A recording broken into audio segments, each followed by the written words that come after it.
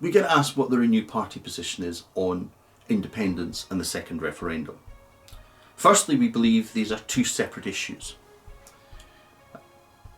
All of the other parties have a polarised position. They either support outright independence or the Union. We're not going to take a position on independence or the Union because we believe that there are other options that people can consider. But we do believe that there is a clear and valid argument for a second referendum, and we would support a second referendum. Politics should be based on what is right and what is honest, not what is simply expedient or suits a particular party's position.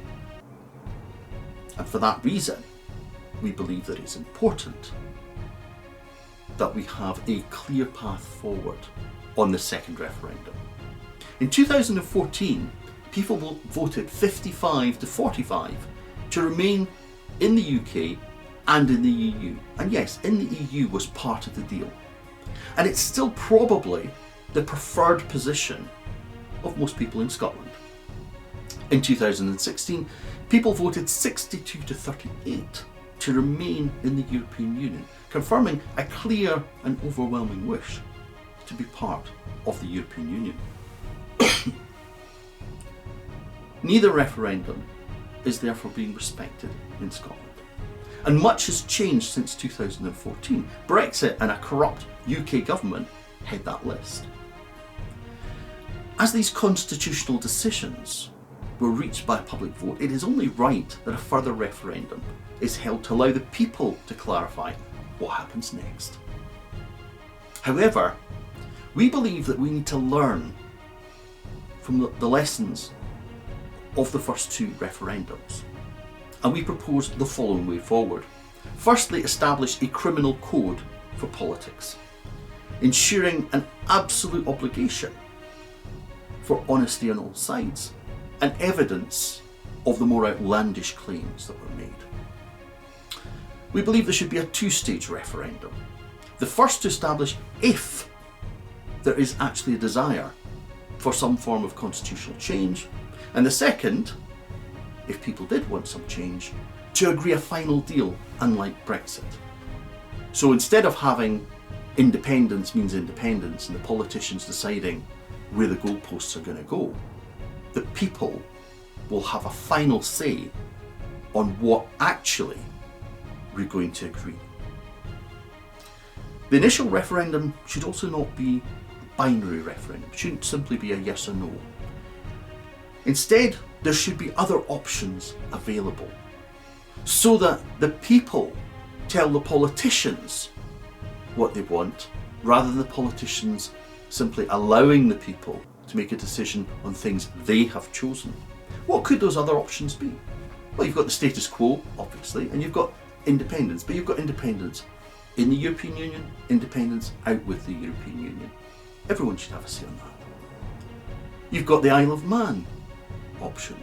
The Isle of Man is an independent state, but the UK provide foreign affairs and defence for the Isle of Man.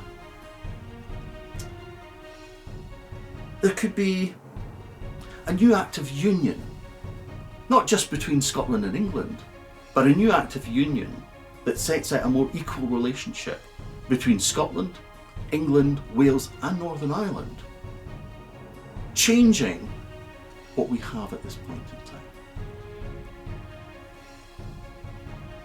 There may be other options that people will come up with too. And the options could include increased powers, so not even independence. It might be substantial increase in powers for the Scottish Parliament. Let's let the people decide what happens next, and not the politicians saying all that the people are allowed to make a decision on. So if people do decide to vote for constitutional change, the idea would be that there would be a negotiation between the Scottish and UK governments.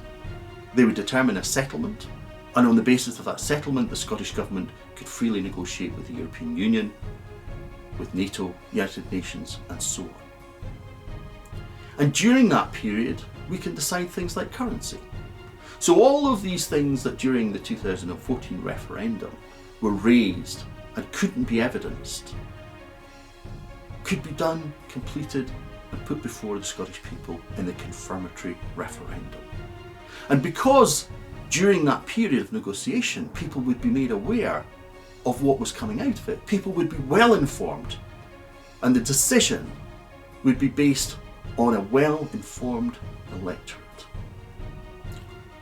not on some politician's interpretation. This is the way forward, we believe. Let's not leave it to the polarised politicians. Let's have a proper, mature, honest debate. And let's look at Scotland's future as a serious thing and not something that just satisfies politicians' political games. Help us, support us, join us.